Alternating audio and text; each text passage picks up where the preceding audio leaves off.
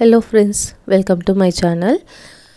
ఇది మార్నింగ్ వచ్చేసి బ్రేక్ఫాస్ట్లో నేను బొరుగులు ఉప్మా అయితే చేస్తున్నాను అనమాట. మాకు ఇక్కడ బొరుగుల ఫ్యాక్టరీ అనేది పక్క వీధిలోనే ఉంటుంది. సో మేమైతే బొరుగులు అయితే ఎక్కువగా ఫ్రీక్వెంట్గా అయితే తెచ్చుకుంటుంటాము. మా పిల్లలకి బొరుగులు ఉప్మా అంటే కూడా చాలా ఇష్టం అనమాట. ఇది మార్నింగ్ స్కూల్కి వెళ్ళేటప్పుడు బ్రేక్ఫాస్ట్లోకి, ఎప్పుడైనా ఈవినింగ్ స్నాక్లోకి బొరుగులు ఉప్మా చేసుకుంటే చాలా బాగుంటుంది. సో బొరుగులను అయితే ఫస్ట్ ఈ విధంగా వాటర్లో వేసి కొంచెం సేపు బొరుగులన్నీ బాగా మునిగి కొంచెం వాటర్ తీసుకున్న తర్వాత బాగా ఆ నీళ్ళన్నీ గట్టిగా పిండేసి మొత్తం తీసి పక్కన పెట్టుకోవాలన్నమాట. పక్కన పెట్టుకొని ఇలా ఉప్మా చేసుకొని బజ్జీ చేసుకుంటే కూడా చాలా బాగుంటుందన్నమాట. ఇది కొంచెం టైం టేకింగ్ ప్రాసెస్ అనమాట. మనం బొరుగులు ఒక్కటి ఇంట్లో ఎంతమంది ఉంటే అంత క్వాంటిటీలో బొరుగులు తీసుకొని వాటిని తడిపి బాగా గట్టిగా నీళ్ళు పిండేసి పక్కన పెట్టుకుని టైం ఎక్కువ తీసుకుంటుంది. తర్వాత ప్రాసెస్ అంతా చాలా ఈజీ అనమాట. సో ఇక్కడైతే నేనైతే ఒక ప్యాన్లో కొంచెం ఆయిల్ వేసుకొని ఆయిల్ హీట్ అయిన తర్వాత అందులో ఆవాలు, కొంచెం జీలకర్ర, కొద్దిగా పచ్చిశనగపప్పు,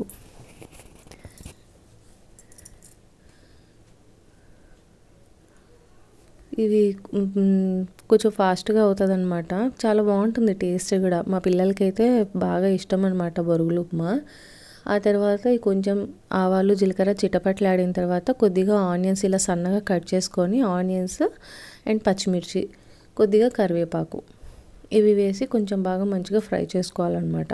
సేమ్ మామూలుగా నార్మల్గా ఉప్మా రవ్వలతో చేసుకుంటాం కదా, సేమ్ అలాగే ఇది కూడా ప్రాసెస్. కాకపోతే బొరుగులు వచ్చేసి వాటర్లో తడిపి ఈ ప్రాసెస్ కొంచెం ఎక్కువ అనమాట మనకి.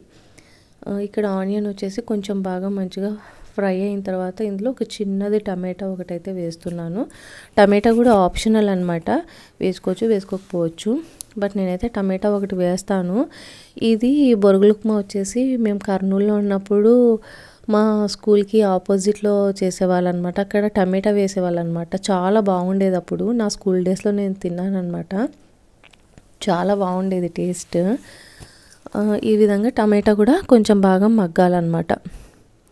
అప్పుడు నా చిన్నప్పుడు నేను తిన్న టేస్టే నాకు గుర్తుండి అందుకని మళ్ళీ అలాగే చేస్తున్నాను అనమాట. ఇది ఇలా మంచిగా టమాటా మంచిగా మగ్గిపోయిన తర్వాత ఇందులో కొంచెం పసుపు, రుచికి సరిపడా ఉప్పు వేసుకోవాలి. ఈ బొరుగులలో వచ్చేసి సాల్ట్ అనేది ఉండదు, కొంచెం సప్పగా ఉంటాయి అన్నమాట. ఇక్కడ మాకు బొరుగుల ఫ్యాక్టరీలో నుంచి ఈ బొరుగులు వచ్చేసి ప్రత్యేకంగా ఉప్మా బొరుగులు అనమాట ఇవి. సో అంత సాల్ట్ ఏమీ ఎక్కువ ఉండదు వాటిల్లో. మనం ఇక్కడ ఎంత క్వాంటిటీ తీసుకుంటున్నామో దానికి తగ్గట్టే సాల్ట్ అనేది వేసుకోవాలన్నమాట. ఎక్కువ వేసుకుంటే మరి బాగోదు, కొంచెం తక్కువ వేసుకొని చేసుకోవాలి. ఆ తర్వాత ఒకసారి పసుపు ఉప్పు వేసి బాగా కలిపిన తర్వాత ఇలా మనం తడిపి పెట్టుకున్నాం కదా బొరుగుల్ని, వీటన్నిటిని ఇప్పుడు దీంట్లో వేసేసుకోవాలన్నమాట. ఇలా వేసిన తర్వాత ఈ బొరుగులంతా ఆనియన్ దీంట్లో కలిసిపోయేటట్టు మంచిగా మిక్స్ చేసుకోవాలన్నమాట. పసుపు ఉప్పు ఇదంతా బాగా బొరుగులు మొత్తానికి పట్టేటట్టు మంచిగా కలుపుకోవాలి.